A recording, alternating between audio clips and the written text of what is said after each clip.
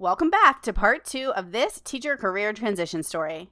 So if you haven't listened to part 1, head back to our channel and check that out before listening in because we're kicking off right where we left off. If you've already listened to part 1, then let's dive in.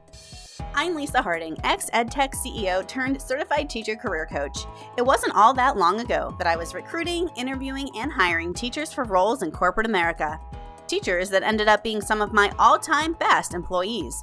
Fast forward through my own career transition, where I left my role as CEO to become a stay-at-home mom, I now work with and empower teachers to transform their lives by turning their once distant career dreams into realities.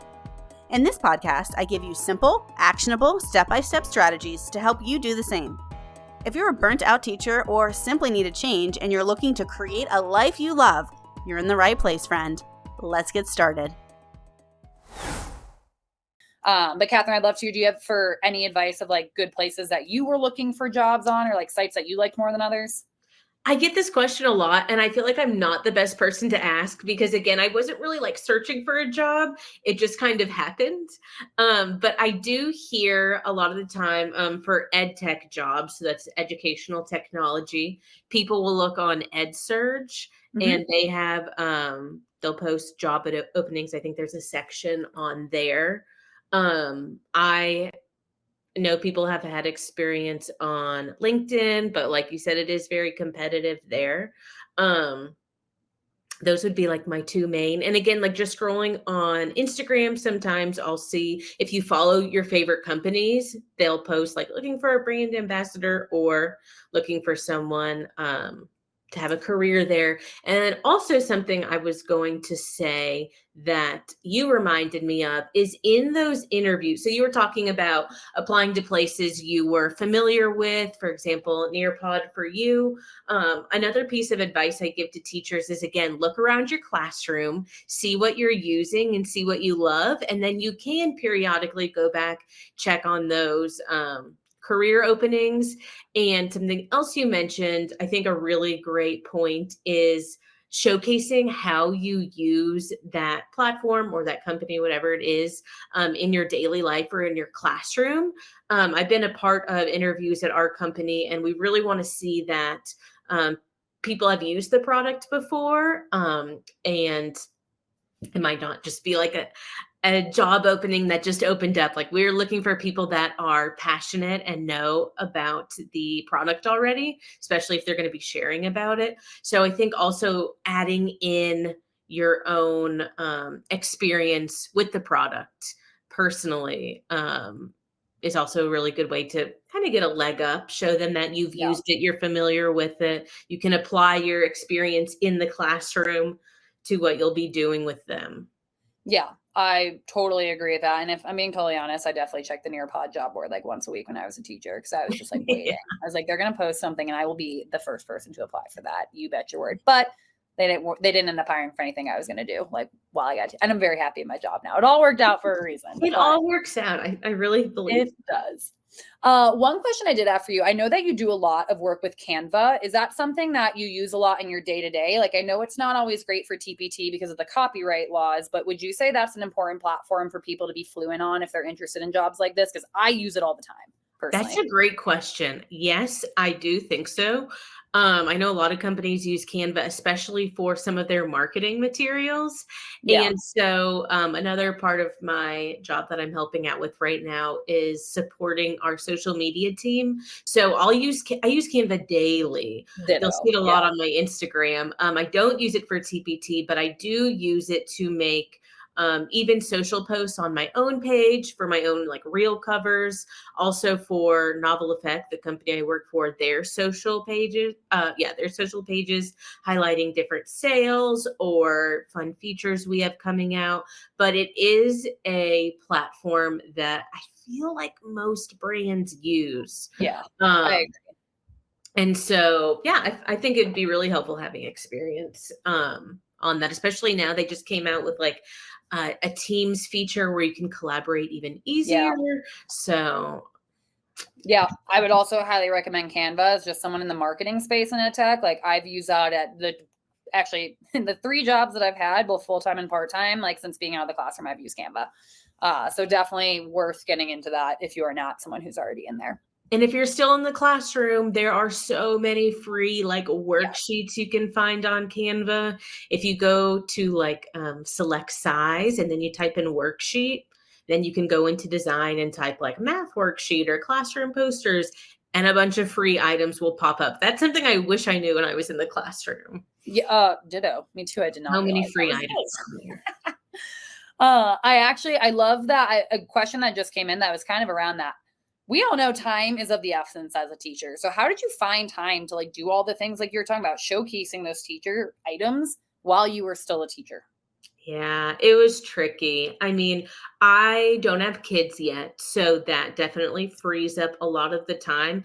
And I did have to sacrifice some of my time when I got home, creating content, definitely working on Teachers Pay Teachers. Those things I really get joy out of. So to me, it was like a fun, creative outlet. It was something I could do that I got home that I enjoyed. Like I do like making social media content and the tutorials and things like that. So for me, it almost felt like a hobby, like something I had to carve out time for. But also I knew that it could be helpful for I just had a feeling like this might be something in the long run. So I'm just going to keep doing it. And I saw I was getting results. So I feel like those results again helped motivate me. I was seeing like the likes or whatever it was. And so it definitely comes with carving out some time and just having to be okay with using it that way if that's something that you find fun. But it wasn't easy. No, it's not.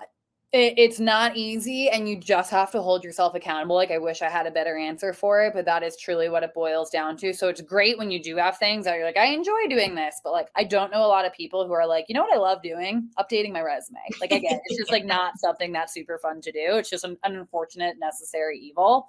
So if I could give any advice, I know summers are sacred. Do as much as you can now because you will thank yourself later. Like it feels good now to be like, I'm going to just push it off. And then when you push it off and you're like, why did I do that? I should have just done it then. Like try to crush through as much as you can now if you are returning to the classroom, because I'm telling you, it's going to make things easier then and allow you to focus on like the meat of finding a job and not just like maybe some of the other organizational things that you need to do, like for sure.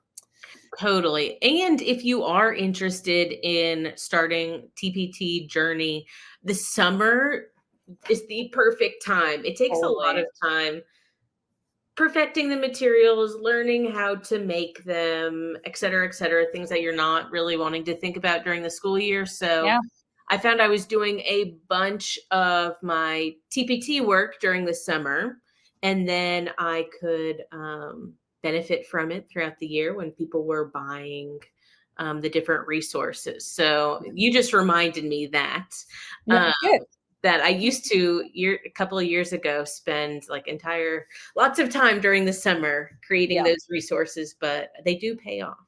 They do pay off. I also love the questions. Keep them coming as we will have time for just a few more before I wrap up with Catherine here. So Jennifer, I saw your question. If I think this one might've been for me because it was about marketing. If I had any experience, it's a great question.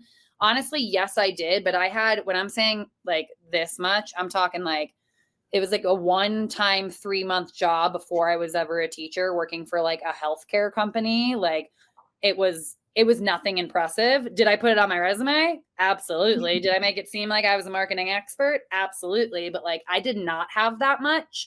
You can definitely get an entry-level marketing job without having any experience, or by taking the things like even Catherine is talking about. Most of the things that she's doing in her job, I'm doing in mine. It's just not for students learning. Like I am putting together references and materials for my sales team or for our partners. Like I am also doing a lot of that type of creation. So having any type of like, these are the types of materials I've created. These are the presentations I have done. There were so many transferable skills from teaching into marketing that I could very much talk about how I can do marketing just through all of the skills that I had acquired being a teacher. So yes, I had background, but like a 3-month baby job that I only took so I could move remotely and then go become a teacher. Like that's the only reason I ended up in that marketing job. So important, it can help, but it's not going to be a make or break for some people, especially for entry level. And there are just so many skills I feel like teachers don't realize that they can then transfer to a new Yes, position, even if they aren't like directly correlated. For example, 100%. my best friend that I was teaching with, she had a baby and she left the classroom. And now she works for us as our support specialist. Okay. And so you have a lot of experience as a teacher going back with your administration and your students' parents and learning how to communicate with people and problem solve. And I feel like that fits perfectly into her position now. And Yeah. so it just further proves to me like there are so many skills that our educators have that really can be applied to other places than just in the classroom. And I didn't realize that until I left the classroom. Yes. I know if you've joined a webinar, if you've heard me, I've said this almost on every call, but like teachers are superheroes and you can legitimately do anything. Like I am a firm believer of that. If you are a member, check out the resume bullet points document because that actually translates your teaching talk like into corporate talk really, really well. But just like you said, like think about what you do as a teacher every day. You're a manager. How many kids do you have in your room that you're managing it all the time? Like that is what management skills are. You are a presenter. You are delivering lessons every day. That is delivering a presentation. You are a material creator. Even if you're just like taking the materials that you have in your classroom and then modifying them, like you are doing the things that all these other jobs are doing. They're just written in a different way. That's what marketing is. It's just like taking this task and just kind of phrasing it differently, like depending on what you're doing. You just have to market yourself as doing those skills. Like, yeah, they're going to read it and be like, teacher, but then they're going to read your bullet points and be like, but these are all the skills I need them to have. It's all Like, about framing for yourself. sure. It is 100. I love that, Catherine. It is all about framing it. You're not lying. Like you literally are doing the things that they would like you to do. Was it in a corporate setting? No, it was just in a classroom, but the skills are the same, like for sure.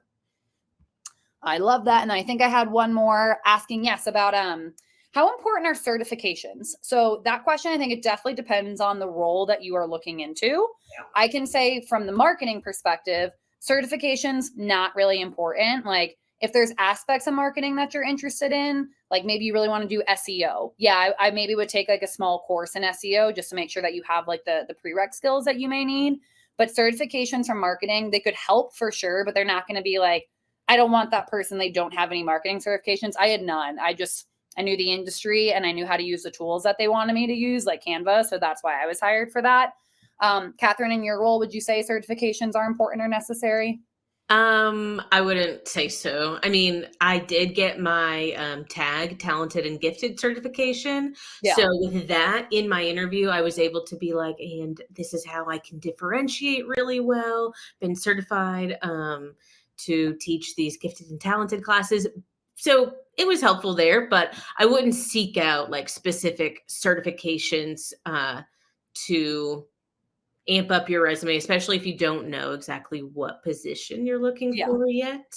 They can, again, like say with your masters, they can be helpful if they're applicable. Yeah.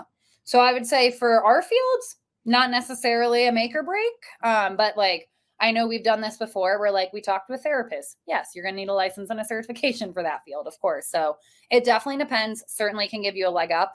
But I wouldn't say you have to go crazy on like a certification spree if you don't have a lot and you're worried about that. Lovely. Feel free, everyone, send in any final questions. I'm going to move my slide to my second to last one for a very, very quick point that Catherine and I have talked about. I know that negotiations are just not things teachers like to do because we never had to do them and it feels weird and it feels awkward and I hated it too. But I can tell you that if I didn't on this webinar say you should negotiate, Lisa's going to come and find me and tell me that I need to tell everyone. So Catherine, let's use a real life example. Catherine, are you good at this? And did you do it? I'm not good at it. I attempted to do it.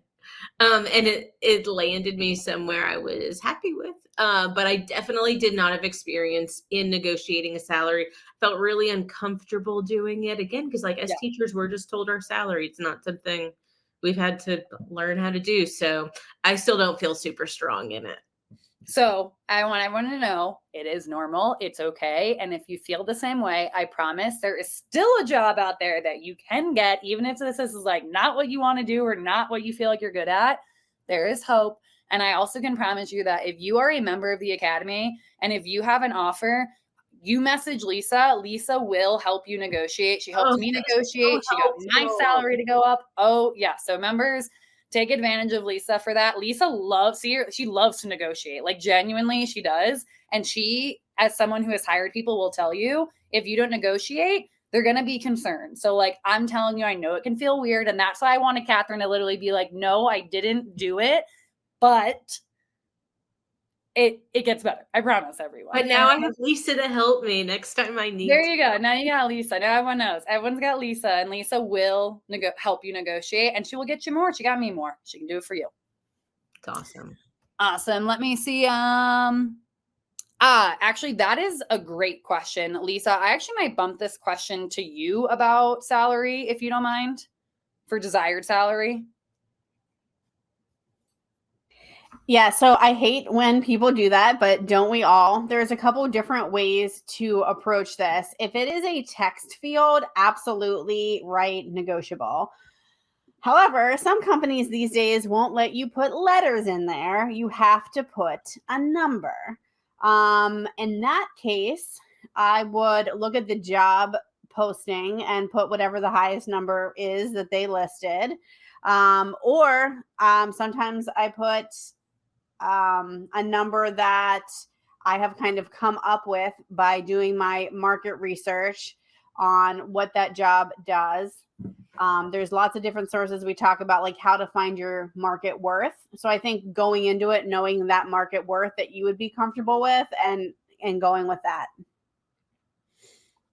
Lovely. Thank you, Lisa. That I know that's a tough one. I especially love when they do that, when they don't even give you the salary range. And then it just really feels like a gotcha. Those are like my least favorite. And I never truthfully knew what to do with those either. So I feel that. You made a mistake by letting me have the microphone. But the next thing I'm going to say is, with that said, you don't have to stick to whatever that number is, right? And my favorite thing, if someone asks you in the beginning on your very first like screening resume, like what is your expected salary? You never want to answer that.